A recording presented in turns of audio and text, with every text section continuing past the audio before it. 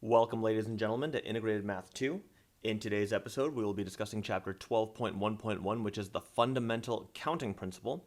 And there's a lot of exposition going on in this first little reading part here, where it talks about phone numbers in the U.S., mobile devices needing a 4-digit password, winning the lottery is 5 correct numbers from 56 choices, and we got to consider these questions. It says, how likely is it you will win the lottery?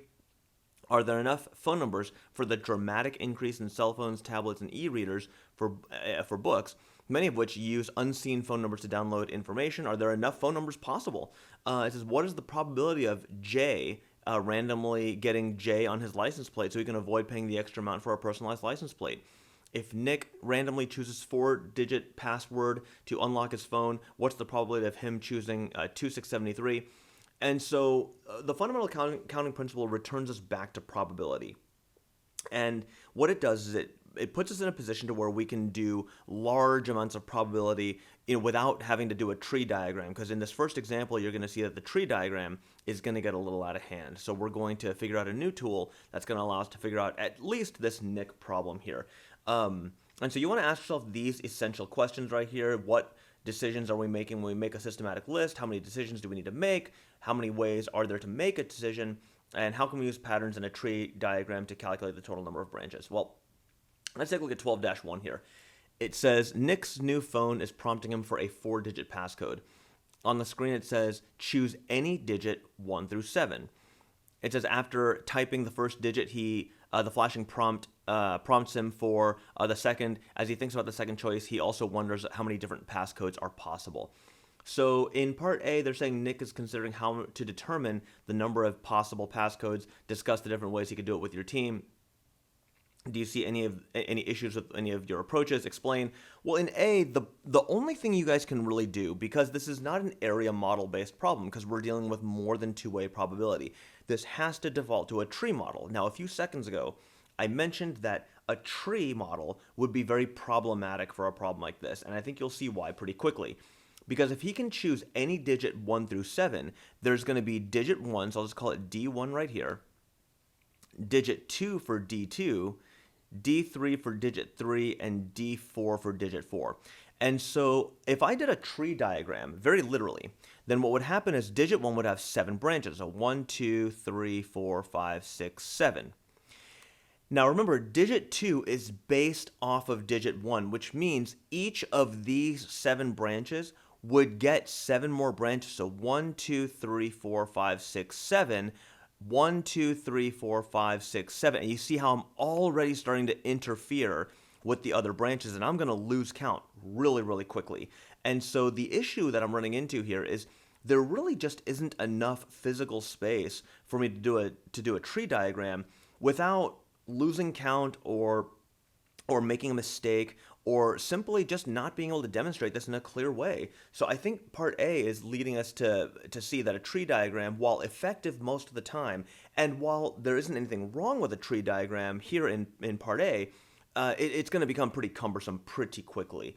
And so that's part A right there. We're just going to kind of mess with that and say, like, yeah, we could do a tree diagram, but I'm probably not going to. In part B, it says Nick decides he needs a shortcut strategy for organizing the problem. Otherwise, he's going to be up all night. He starts by asking himself, how many decisions about the digits do I need to make? With your team, discuss the first question, then consider the next question. How many choices do I have for each decision? In other words, each digit. Well, if I make that list again, digit 1, digit 2, digit 3, and digit 4, if I consider all of Nick's choices, well, he has 7 choices for the first digit.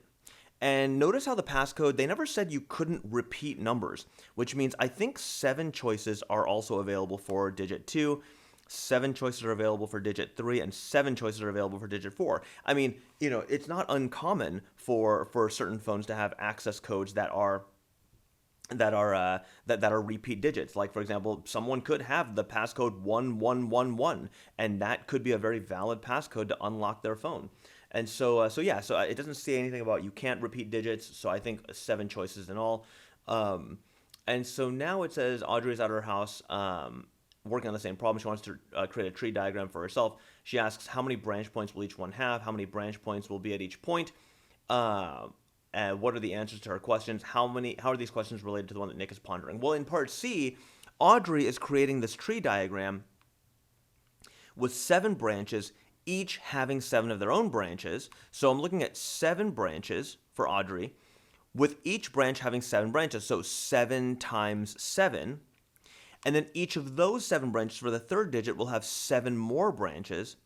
And then the last digit will have 7 more off of the 7 from the third, which branches off the 7 from the second, which then branches off the 7 from the first. And so another way of looking at this, and we talked about this with probability, the word and, we have 7 choices for the first digit and 7 choices for the second digit, and so on and so on. And whenever we heard the word and, we automatically thought in probability towards multiplication. We should be making this 7 to the 4th power. I think that is where Audrey wants us to go with this problem here. Almost at the same time, they text message each other that they are stuck, and they realize that they are on the same track. The problem asks for 4-digit numbers, so there are 4 decisions. Simultaneously, they say we need a decision chart, which is what we mapped out in part B here. How many choices are there for each decision, and how many different passcodes are there? So what we've got is we've got 7 to the 4th power, and if we punch that into a calculator, 7 to the 4th power is going to be 2,401 possible choices.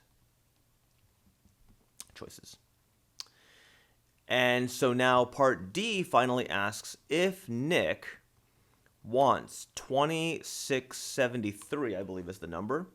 2763, not that it matters, but 2763.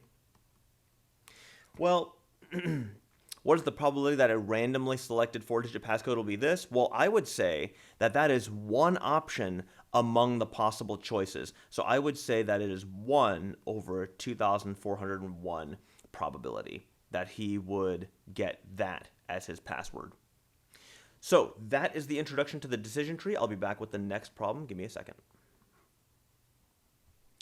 12-2 asks, how many 4-digit numbers could you make using the digits 1 through 7 if you could not use a digit more than once? Make a decision chart and explain the similarities and differences between this situation and the one described above. So we've got digit 1, digit 2, digit 3, and digit 4. Okay, so in digit 1, it looks like there were 7 possible choices. But remember, they're saying now we cannot repeat digits, which means how many digits are available for digit 2? Only 6. And then 5, and then 4. So what does this amount to? 7 times 6 times 5 times 4. Well, that's going to be 840 possible choices.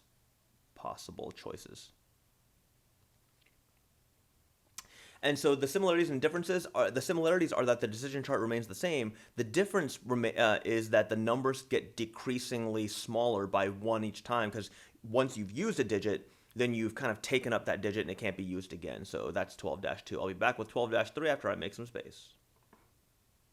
Problem 12-3 asks us to use a decision chart to answer each question below. In A, it says a game contains 9 discs, each one with the numbers 1, 2, 3, 4, 5, 6, 7, 8, or 9. How many different 3-digit numbers can be formed by using any of the 3 discs? So one of the reasons why they had us go through the 7 times 6 times 5 times 4 situation is because they wanted us to see what would happen when we take something that can't be repeated. So it looks like I'm using 3 discs, so I have 3 possible scenarios. Sorry, that was a comma. I don't know why I put that there, but that's okay. So in the first disc, how many different options were available? Well, I've got 9 discs, so it looks like I've got 9 options. Now, it doesn't seem to tell me that I'm putting the discs back after using them, so I'm pretty sure that once I take a disc, I probably put it on a wall or something that will display the first digit of the first number, leaving me with how many discs to choose for the second round. Well, that leaves me with 8 discs to choose for the second round. Again, I don't think I'm putting the disc back. It doesn't say like I'm putting the disc back, writing down the number. It says I'm taking it, and there's no indication that I'm going to be putting the disc back, which means 7 possibilities for the third number. And so since we're doing 9 and then 8 and then 7, I'll be multiplying these things across, giving me 504 possibilities.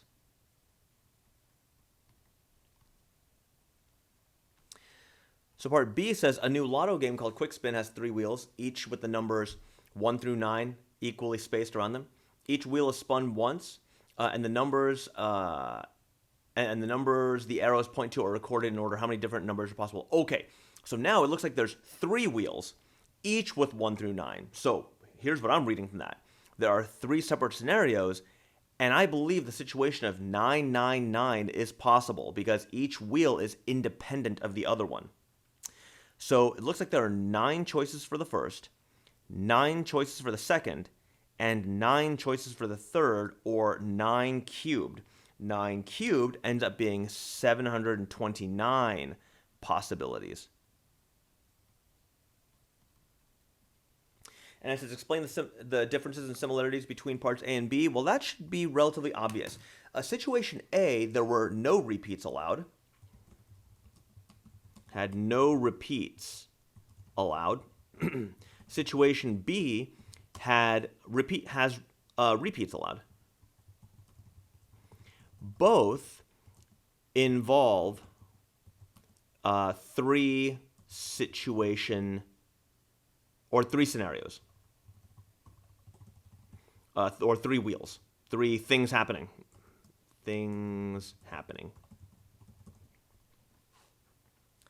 So hopefully this is getting you guys more accustomed to the notion of being able to read and infer when something can be repeated and when something cannot. That's what this problem is trying to teach you. I'll be back with 12-4 where we will apply this once again.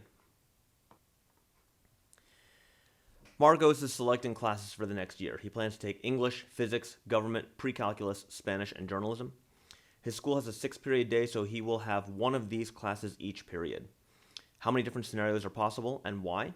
So right off the cuff, your job is to infer, will this be a repeatable scenario or a non-repeatable scenario?